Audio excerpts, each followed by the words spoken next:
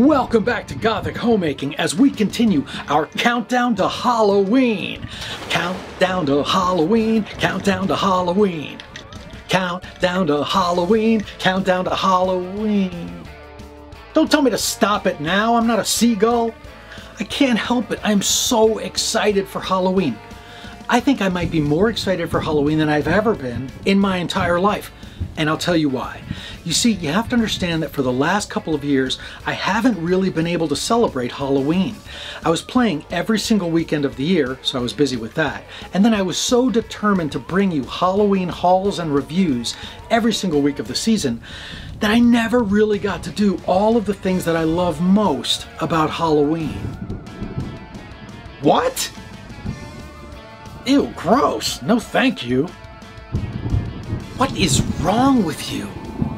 No, I mean traditional stuff, like carving jack-o'-lanterns and baking Halloween treats, making spooky cocktails and warmed mulled cider, stuff like that. Now, I'm still gonna bring you all of the Halloween decor hunting, and this episode is no exception, but watch as the treasures I find at Home Goods today informs the Halloween activities that we'll be doing here at the Lair of Voltaire for weeks to come.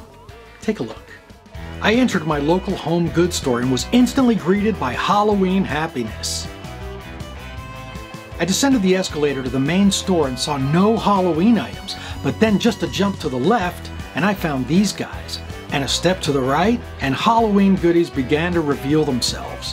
Halloween was in fact everywhere. You just have to look for it. I specifically come here for glass and dinnerware. They typically have pockets of Halloween items and usually some very tastefully spooky dishes, like this lovely apothecary design. I often find wonderfully morbid Victorian designs like this Till Death Do Us Part plate, but the winner this year, hands down, was this crowned skull. And while it's not in my color scheme, it has my 100% approval for dining with dark side royalty. These are more my speed as I prefer a monochromatic color scheme, but as Home Good deals in odd lots, as usual I was only able to find 2 of them, and one had a printing defect. I did find similar plates by the same manufacturer on Amazon, and I've included a link below in the video description, so if you're interested in picking those up, take a look. And now for the glassware. These witches seem to be coaxing me to buy these glasses. I've had trouble with them falling apart in the past, but for $7.99 each, I'm willing to give them another shot. I'm also giving another shot to these skeletal wine glasses, but this time in black. They had quite a lot of Halloween kitchen towels, but most of them were too cute for my taste, except maybe for this spiderweb design. But I was really intrigued by their oven mitts. I think this design is really lovely. And they also had a skeletal handprint and a black and white striped one in the back. They also came in these mini mitt designs, which I think were really adorable. My digging around paid off and I found a skeletal handprint oven mitt that was embroidered, so I had to buy the set. I also bought these Halloween cookie stamps. I think these will really come in handy for making spooky treats. As well as this tombstone-shaped cakelets pan. These are so amazing, I think I can use them for multiple DIY projects. On the way out, I spotted these incredible Tarantula Tower candle holders. They're made of metal, the tarantulas are sculpted so well, and the design is so inventive, and at $20 each, I bought the last 2.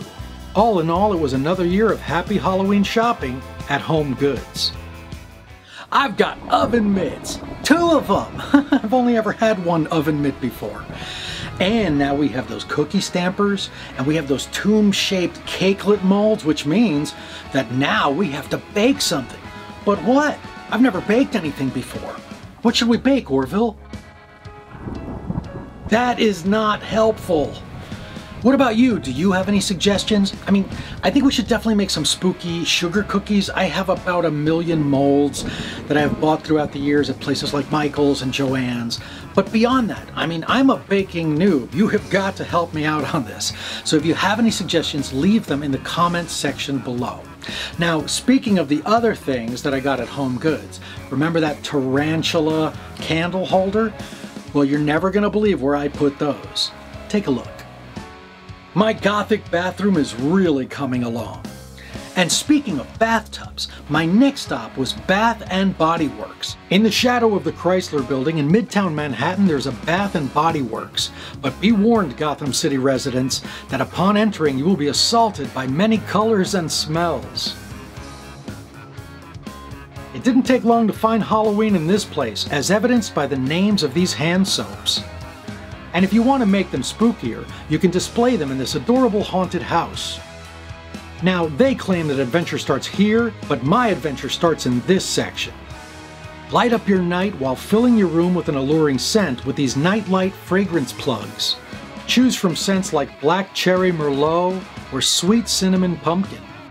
The plugins come in many shapes, from the simple to this outrageously elaborate haunted house that's practically bigger than the lair of Voltaire. Of course, they also have many scented candles in their trademark scents like Perfect Pumpkin, Cocoa and Scream, and the ever-popular Vampire Blood, which between you and me, I think is raspberry. It's apparently blood from a very fruity vampire. Shut up. Moving along. And you can further beautify your candles by placing them in one of these decorative candle holders or on a candle stand like this one, filled with fluttering bats. They also sell these pocket-back hand sanitizer holders in these generic shapes, or in Halloween designs like this cute pumpkin, which makes Halloween noises. Of course, this one's more my speed. You can use them to carry around hand sanitizers in scents like Perfect Pumpkin or, you know, blood from that vampire that ate too many Jolly Rogers. One thing's for sure, if you shop at Bath and Body Works, your hands will be clean and they'll smell like Halloween. It rhymes, don't be a party pooper. In any case, my trip to Bath and Body Works inspired a whole new episode of Gothic Homemaking, and you're going to see that here in a couple of weeks. It has to remain a secret for the time being. And speaking of secrets, I have another secret I probably shouldn't share with you, but I'm going to give you a little sneak peek. I've designed a little monster of my own that holds hand sanitizers. It's called a Globlin, and I'm hoping to have that available by Halloween. I am super excited about the Globlin. The eyes light up and they glow really, really strongly. Now, I am developing my own sanitizer scents, but while we wait for those to be ready, I did discover by accident that the sanitizers from Bath and Body Works do fit in this little guy. Now, I'm not entirely sure when they're going to be ready, but I can tell you that they're going to be about $15, and I'll put any information that I have about this in the video description below. I hope you'll be as excited about the Globlin as I am. And now we go to our final destination. For our last stop, I visited Kmart, which, believe it or not, is still kicking around in New York City. I was shocked and delighted to see that they had put out Halloween, though most of the items seem to be overstock from last year. You might recall I really liked these pumpkins. They're so simple yet so elegant. This would make for a great DIY project, honestly. These black pumpkins with gold skulls and spiders are also back, and while they may be from last year, you really can't say boo to them. They also have these orange and black plastic pumpkins that light up.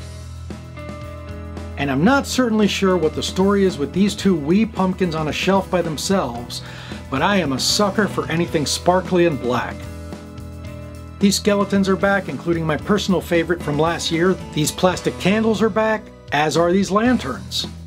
In fact, most of last year's items are back, which isn't all bad. You may recall they had a fairly strong line last year, especially considering I gave them a Rubber Clucker Award in 2018. This statue, another of my favorite items from last year, is also back.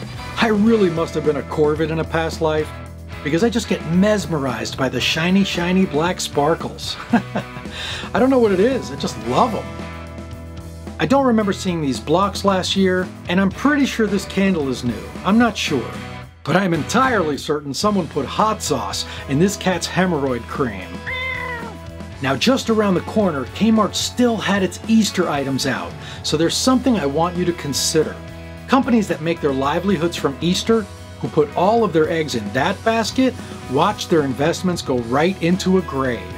So it's important to appreciate that for Halloween, there's still a light at the end of the tunnel. It's something most of us don't even really think about, but Easter, which happened right at the beginning of the lockdown, got hit really hard, and people who rely on Easter for their livelihoods lost their shirts. So let us be thankful that Halloween has a fighting chance. I, for one, am going to do my very best to make the best of this Halloween season, and I hope you will join me. Please share my videos with your spooky friends, and let us make this the very best Halloween of all time. Thank you for watching Gothic Homemaking.